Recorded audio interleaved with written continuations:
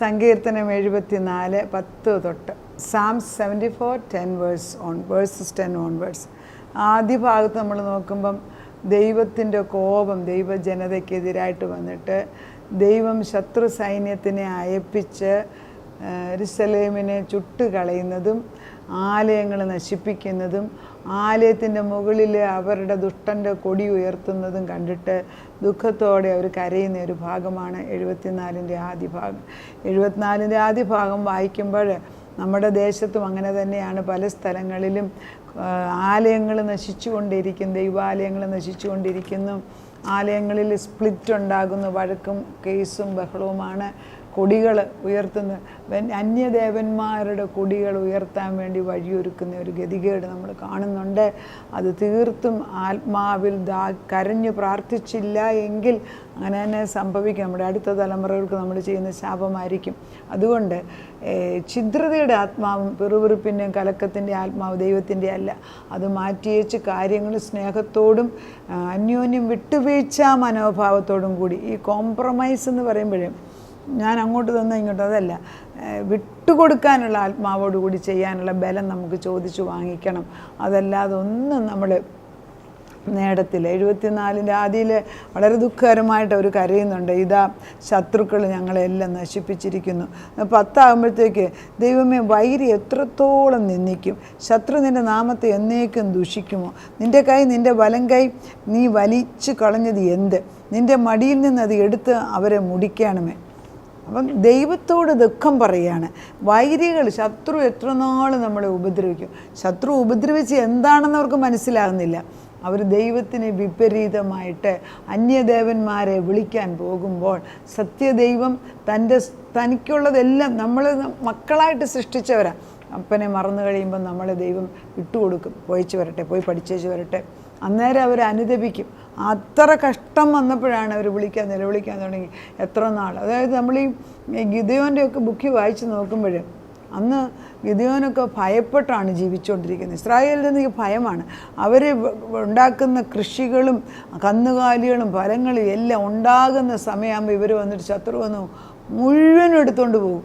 അങ്ങനെ ഗിദെയോൻ പേടിച്ച് നിന്നാണ് യവം പാറ്റുന്നത് പോലും. നമ്മൾ മനസ്സിലാക്കേണ്ടത് നമുക്കും ഭയപ്പെട്ട് ജീവിക്കേണ്ട ഒരു കാലയളവിലോട്ടാണോ നമ്മൾ നീങ്ങുന്നത്?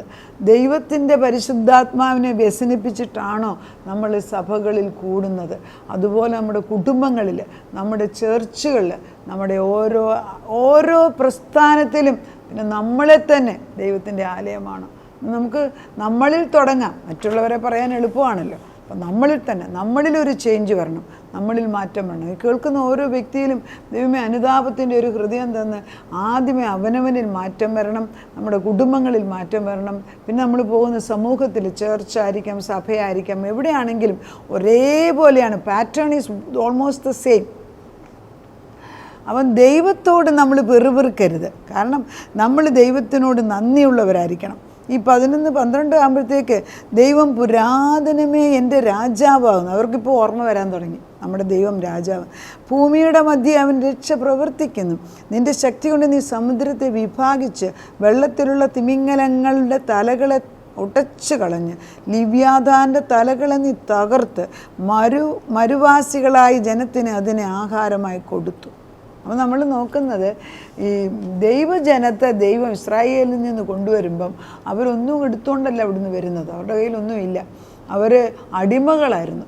എന്നാൽ മിസ്രൈംകാരുടെ സ്വർണ്ണങ്ങളും സാധനം വിലപിടിപ്പുണ്ട്. അത് തന്നെ ഭക്ഷണം കഴിക്കാനൊക്കത്തില്ലല്ലോ. ഭക്ഷണം കഴിക്കണമെങ്കിൽ ദൈവം അവർക്ക് മന്ന കൊടുക്കുക ചെയ്ത്. മന്ന കൊടുത്ത് ഭക്ഷണം കഴിച്ചു കഴിഞ്ഞപ്പോൾ അവർക്ക് മന്ന പോരാ, അവർക്ക് ഇറച്ചി വേണമെന്ന് പറഞ്ഞ ഇറച്ചി വേണമെന്ന് വഴക്കുണ്ടാക്കിയപ്പോൾ അവർ ദൈവത്തോട് നീരസമാണ് കാണിക്കുന്നത്. അതായത് മന്ന വേണം, അതിൻ്റെ കൂടെ ഇറച്ചി വേണമെന്ന് ചോദിക്കുകയല്ല. അതിന് പകരം ഞങ്ങൾ അവിടെ ആയിരുന്നപ്പോൾ ഇറച്ചി തിന്നോണ്ടിരുന്നു, അവിടെ ആയിരുന്നപ്പോൾ ഇത് സുഖമാണ്. അവിടെ അടിമകളായിട്ടിരുന്ന നിനക്ക് അഡ്രസ്സ് ഇല്ല, പേരില്ല, നിനക്കൊരു സ്ഥലം വാങ്ങിക്കാൻ അവകാശമില്ലാത്ത നാട്ടിൽ ജീവിക്കുമ്പോൾ നീ അതിൻ്റെ പ്രശംസ പറയാൻ അല്പം നേരം ഭക്ഷണം. അത്ര ക്യാരക്ടറാണോ നമ്മളിലുള്ളത്? നമ്മളും അങ്ങനെയാണോ ദൈവത്തെ കാണും? നമ്മുടെ തലമുറകൾ എങ്ങനെയാണ്? നമ്മുടെ അടുത്ത തലമുറകൾക്കൊക്കെ ഏതാണ് അവരുടെ ദേശം, അവരുടെ ജന്മദേശം ഏതാണെന്ന് പോലും അറിയത്തില്ല. പകുതി സമയം നാട്ടിൽ, പകുതി സമയം വേറെ രാജ്യം. ഇപ്പോഴത്തെ യങ്ങർ ജനറേഷൻ എല്ലാം പല രാജ്യങ്ങളിൽ പോകുന്നതിനാൽ അവർ ഏത് രാജ്യക്കാരാണെന്ന് അവരുടെ അടുത്ത തലമുറയ്ക്ക് അറിയാൻ വയ്യാതാവും. അങ്ങനെയുള്ള അവസ്ഥയിൽ നമുക്ക് ഒന്നേ ചെയ്യാനൊക്കത്തുള്ളൂ, ദൈവമേ നിൻ്റെ ആത്മാവ് അവരിൽ നിന്ന് മാറിപ്പോകല്ലേ, നിന്നിലുള്ള ഭയം അവരിൽ നിന്ന് എടുത്തു കളയല്ലേ, നീ അവരെ തിരഞ്ഞെടുത്ത് നിൻ്റെ ശിക്ഷണത്തിലും നിൻ്റെ പരിപാലനത്തിലും അവരെ വളർത്തിയെടുക്കണമേ നമ്മൾ പ്രാർത്ഥിക്കേണ്ടിയിരിക്കുന്നു. കർത്താവിന് ദൈവത്തോട് വെറുവെറുത്തു എങ്കിലും ദൈവം മനസ്സലിവ് തോന്നിയിട്ട് അവർക്ക് ഭക്ഷണം കൊടുക്കുന്നുണ്ട്. ദൈവം പറയുന്നത് അവർക്ക് മാംസം കൊടുക്കാമെന്ന് പറയുന്നു. മാംസം കൊടുക്കാമെന്ന് ഒരു ദിവസത്തേക്കല്ല, 2 ദിവസത്തേക്കല്ല, ഒരാഴ്ചത്തേക്കല്ല, 2 ആഴ്ചത്തിൽ 1 മാസത്തോളം അവർക്ക് ദൈവം കാടപ്പക്ഷിയെ ഇട്ട് കൊടുക്കുന്നു. ഈ കാടപ്പക്ഷി ഇട്ട് കൊടുക്കുന്നതിൻ്റെ ഭാഗമാണ് ഈ വായിക്കുന്നത്. ലിവ്യാതാൻ്റെ തലകളെ തകർത്തിട്ട് മരുവാസികളായ ജനത്തിന് അതിനെയാണ് ആഹാരമാക്കി കൊടുത്തത്. അപ്പം അതിന് ഈ വചനം കറക്റ്റാണെങ്കിൽ തിമിംഗലങ്ങളെയും വെള്ളത്തിൽ കിടക്കുന്ന ലിവ്യാതാനെയും ദൈവം കാടപ്പക്ഷികളാക്കി മാറ്റിയിട്ട് ഈ ഇസ്രായേൽ ജനത താമസിക്കുന്ന മരുഭൂമിയിലേക്ക് അയച്ചിട്ട് ആ വായുവിൽ അതിനെ നിർത്തിയിരിക്കുകയാണ് 1 മാസത്തോളം ഇവർക്ക് എടുക്കത്തക്ക വിധത്തിൽ. Can you believe that? ദൈവം ചെയ്യുന്നത് എന്തൊരു അതിശയമാണ്. നമ്മൾ ആ ദൈവത്തെ ആണോ വിളിക്കുന്നത്? ആ ശക്തിയാണോ നമ്മൾ കാണുന്നത്? ആ ദൈവത്തെ മറന്നാണോ നമ്മൾ ജീവിക്കുന്നത്? ഇതെല്ലാം വേദപുസ്തകത്തിൽ എഴുതി വെച്ചിരിക്കുന്നത് എന്തിനാ? പിൻതലമുറകൾക്ക് അനുഗ്രഹത്തിന്. നീ ഉറവും ഒഴുക്കും തുറന്നുവിട്ട് മഹാനദികളെ നീ വറ്റിച്ചു കളഞ്ഞു. പകൽ നിനക്കുള്ളത്, രാവും നിനക്കുള്ളത്. വെളിച്ചത്തെയും സൂര്യനെയും നീ ചമച്ചിരിക്കുന്നു. പൂസിമാസികളൊക്കെ നീ സ്ഥാപിച്ചു. നീ ഉഷ്ണക്കാലവും ശീതകാലവും നിയമിച്ചു. അപ്പോൾ എല്ലാത്തിൻ്റെ നിയന്ത്രണം ദൈവം തമ്പുരാൻ തന്നെയാണ്. അത് നമ്മൾ മനസ്സിലാക്കണം. നമ്മൾ എന്നൊക്കെ നേടിയാലും പരിശുദ്ധാത്മാവിൻ്റെ വരാതെ സത്യദൈവത്തെ നമ്മൾ അറിയത്തില്ല. ഈ പരിശുദ്ധാത്മാവിനെ കുറിച്ചൊന്ന് പഠിപ്പിച്ച് നോക്ക്. ഞാൻ ഓരോ വ്യക്തി, നിങ്ങളിരിക്കുന്ന സഭകളിൽ തന്നെ, നിങ്ങൾ ഏത് സഭകളിൽ എവിടെ ആയിക്കോട്ടെ, പരിശുദ്ധാത്മാവിനെ കുറിച്ച് നിങ്ങളൊന്ന് പറഞ്ഞു നോക്കൂ. അവിടെ കലഹം വരും. കാരണം നമ്മുടെ ജഡമാകുന്ന ഈ ജഡശക്തിയും ആത്മാവും കൂടെ ചേരത്തില്ല. അവിടെ നമ്മളിൽ തന്നെ കലക്കം വരും, വീട്ടിൽ കലക്കം വരും, സഭകളിൽ കലക്കം. അതുകൊണ്ട് പരിശുദ്ധാത്മാവിനെ കുറിച്ച് പഠിപ്പിക്കുന്ന സഭകൾ ഉണ്ട്.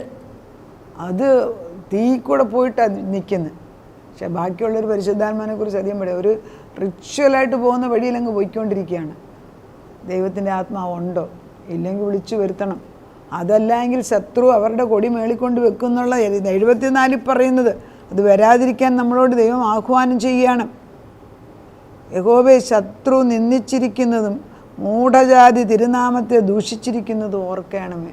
എന്താണോ നമ്മൾ ദൈവത്തിൽ നിന്ന് മാറുമ്പോൾ നിൻ്റെ കുറുപ്രാവിനെ ദുഷ്ടമൃഗത്തിനെ ഏൽപ്പിക്കരുത്. ഇത് വളരെ സങ്കടമല്ലേ?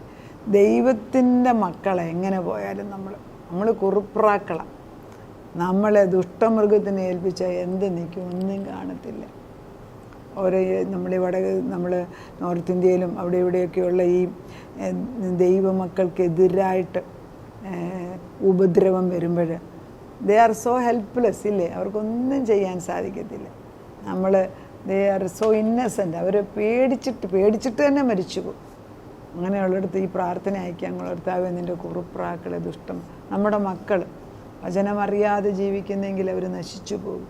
അതുകൊണ്ട് നമ്മളെന്ത് ചെയ്യണം? വചനം അറിയുന്നിടം വരെ ഈ വചനമാകുന്ന പുതപ്പ് അവരുടെ മേലോട്ട് ഇട്ട് കൊടുത്തുകൊണ്ടിരിക്കണം. ഈ 74 സന്ധ്യ വായിച്ചിട്ട് ദൈവത്തോട് പറയാമല്ലോ, കർത്താവേ ശത്രുപക്ഷത്തെ അവരെ ഏൽപ്പിച്ചു കൊടുക്കല്ലേ, നീ അവരെ തിരിച്ചു കൊണ്ടുവരണമേന്ന്. നിൻ്റെ എളിയവരുടെ ജീവനെ എന്നേക്കും മറക്കരുത്. അപ്പോൾ താഴ്മ കൊടുക്കും പഠിപ്പിച്ച്. നിൻ്റെ നിയമത്തെ കടാക്ഷിക്കണം.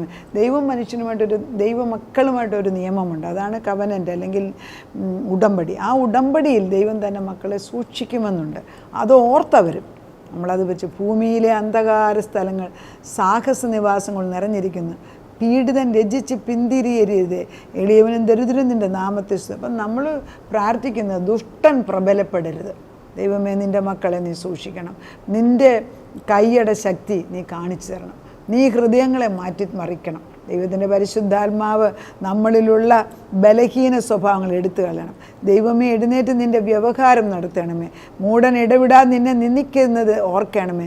നിൻ്റെ വൈരികളുടെ ആരവം മറക്കരുതേ. നിൻ്റെ എതിരാളിയുടെ കലഹം എപ്പോഴും പൊങ്ങിക്കൊണ്ട് ശത്രു കടന്ന് ബഹളം വെക്കുമ്പോൾ ദൈവത്തിൻ്റെ പരിശുദ്ധാത്മാവിൽ ആശ്രയിക്കണം. കുറുപ്രാക്കൾ തന്നെത്താനെ പാറയുടെ പിളർപ്പിലിരുന്ന് തൻ്റെ മണവാളന്, അത് മണവാളന് തൻ്റെ ഇണയ്ക്ക് വേണ്ടി കരയുന്നത് പോലെ. അതിനെക്കുറിച്ച് നേരത്തെ ഞാൻ പഠിപ്പിച്ചിട്ടുണ്ട്. 2 പ്രാവിൽ 1 പ്രാവ് നഷ്ടപ്പെട്ടാൽ ഇണപ്രാവ് മാറി നിൽക്കും. കുറുപ്രാവിനെക്കുറിച്ച് നമ്മൾ പറയുമ്പോൾ കുറുപ്രാവിൻ്റെ സ്വഭാവം എന്ത്? സൗമ്യതയുണ്ട്, നിഷ്കളങ്കതയുണ്ട്, പ്രിയൻ്റെ ശബ്ദം കേൾക്കാൻ ആഗ്രഹിക്കുന്നു, ഈണപ്രാവിന് വേണ്ടി കുറുകിക്കൊണ്ടിരിക്കുന്നു. നമ്മൾ നമ്മുടെ ആത്മാവ് ദൈവത്തിന് വേണ്ടി കരഞ്ഞുകൊണ്ടേയിരിക്കണം. കർത്താവിന് വേണ്ടി ആത്മാവിൽ ദാഹിച്ചു കൊണ്ടിരിക്കണം. ക്രിസ്തുവിൻ്റെ ആത്മാവില്ലാത്തിടത്തോളം കാലം നമ്മൾ ചെയ്യുന്നതൊക്കെ വിശ്വാസത്തിൽ തുടങ്ങുന്നില്ലാത്ത ഒന്നും ദൈവസന്നിധിയിൽ സ്വീകരിക്കത്തില്ല എന്ന് പറയണം. അതൊക്കെ വളരെ വളരെ സീരിയസ് മാറ്റേഴ്സാണ്. നമ്മൾ ചെയ്യുന്നത് വിശ്വാസത്തിൽ ചെയ്യുന്നില്ലെങ്കിൽ അതുകൊണ്ടൊന്ന് ദൈവമാണ് എല്ലാം ചെയ്തെടുപ്പിക്കുന്നത്. പക്ഷെ തുടങ്ങുന്നതും പ്രവർത്തിക്കുന്നതും തീർത്തെടുക്കുന്നത് യേശുവിൽ തന്നെ ആയിരിക്കണം, ദൈവത്തിലായിരിക്കണം. നമ്മളത് മനസ്സിലാക്കണം. നമ്മുടെ ആദ്യ സ്നേഹം ഒരിക്കലും നഷ്ടപ്പെടരുത്. നമ്മുടെ മനസ്സാക്ഷി നമ്മൾ ശുദ്ധീകരിക്കണം. നമ്മൾ മുദ്രമോതിരം ഇട്ടവരാന്ന് ഓർക്കണം. അതായത് 2 കൊരിന്ത്യർ 11 പറയുന്നുണ്ട്, 11:2 ദൈവം തൻ്റെ മണവാട്ടിയായിട്ട് മുദ്രമോതിരം ഇട്ടവരാണ് ദൈവസഭയിൽപ്പെട്ടവർ. നമ്മൾ തീക്ഷ്ണമായിട്ട് പ്രാർത്ഥിച്ചേ പറ്റും. നമുക്ക് പ്രാർത്ഥിക്കാം. നാഥ, 74-ാം സങ്കീർത്തനം വളരെ ദുഃഖത്തിലാണ് തുടങ്ങുന്നത്, അവസാനവും സങ്കടം തന്നെയാണ്. എന്നാൽ ഒരു കാര്യം അതിനകത്ത് എഴുതി, നിൻ്റെ കുറുപ്രാവിനെ ദുഷ്ടമൃഗങ്ങൾക്ക് കൊടുക്കരുത്. ഒരു ശേഷിപ്പായിട്ട് നീ ഞങ്ങളെ സൂക്ഷിച്ചു വെച്ചിരിക്കുക. രാവും പകലും നിൻ്റെ ചിറകിൻ്റെ കീഴിൽ ഞങ്ങളെ സൂക്ഷിക്കണമേ. കർത്താവേ, 91-ാം സങ്കീർത്തനത്തിൽ പറഞ്ഞ അത്യുന്നതൻ്റെ മറവിൽ ഞങ്ങളെയും ഞങ്ങളുടെ കുഞ്ഞുങ്ങളെ, നിൻ്റെ ആല വിട്ട് പുറത്തു പോകാൻ ഒരാടിനെ വിടരുത്. എത്ര സ്വാതന്ത്ര്യം, അവർക്ക് ബുദ്ധിയില്ലല്ലോ. അപ്പച്ച ആടിൻ്റെ അത്രയും ബുദ്ധിയില്ലാത്ത ഒരെണ്ണമില്ല. അതുകൊണ്ട് ബുദ്ധിയില്ലാത്തവർക്ക് വേണ്ടി ഞങ്ങൾ പ്രാർത്ഥിക്കുക. ഒരാൾ വേറൊരാൾക്ക് വേണ്ടി ഇടിവിൽ നിന്നാൽ നീ പ്രാർത്ഥന കേൾക്കുമല്ലോ. പാപികൾക്ക് വേണ്ടി അവിടുന്ന് ഇടിവിൽ നിന്ന് ഞങ്ങളുടെ പാപത്തെ കഴുകിക്കളഞ്ഞില്ലേ. അതുകൊണ്ട് ഞങ്ങൾ ഈ ഭൂമിയിലിരിക്കുമ്പം മറ്റുള്ളവർക്ക് വേണ്ടി, ദൈവത്തെ അറിയാത്തതിൻ്റെ ജനതയ്ക്ക് വേണ്ടി ഞങ്ങൾ കരഞ്ഞ് പ്രാർത്ഥിക്കുന്നു. ഞങ്ങളുടെ മക്കൾക്ക് വേണ്ടി, ഞങ്ങളുടെ ഭർത്താക്കന്മാർക്ക് വേണ്ടി, ഭാര്യമാർക്ക് വേണ്ടി, മരുമക്കൾക്ക് വേണ്ടി, കൊച്ചുമക്കൾക്ക് വേണ്ടി, ഞങ്ങളുടെ ഗ്രൂപ്പിൽ വരുന്ന ഞങ്ങളുടെ പ്രാർത്ഥനാ കൂട്ടങ്ങൾക്ക് വേണ്ടി, ഞങ്ങൾ അറിയപ്പെടുന്ന എല്ലാവർക്കും, പ്രാർത്ഥിക്കാൻ കടപ്പെട്ടവർക്ക് വേണ്ടി എല്ലാം ഞങ്ങൾ, ദേശത്തിന് വേണ്ടി പോലും ഞങ്ങൾ പ്രാർത്ഥിക്കുന്നു. അത് മനസ്സലിവ് തോന്നണമേ. സത്യദൈവത്തെ അറിയുന്ന, ദൈവത്തെ ഭയപ്പെടുന്നവർ മാത്രമേ രാജ്യം ഭരിക്കാവേ. രാജാവിൻ്റെ ഹൃദയം നീർത്തോട് കണക്കെ എങ്ങോട്ട് ഒഴുകണം തീരുമാനിക്കുന്ന നീയാണല്ലോ കർത്താവേ.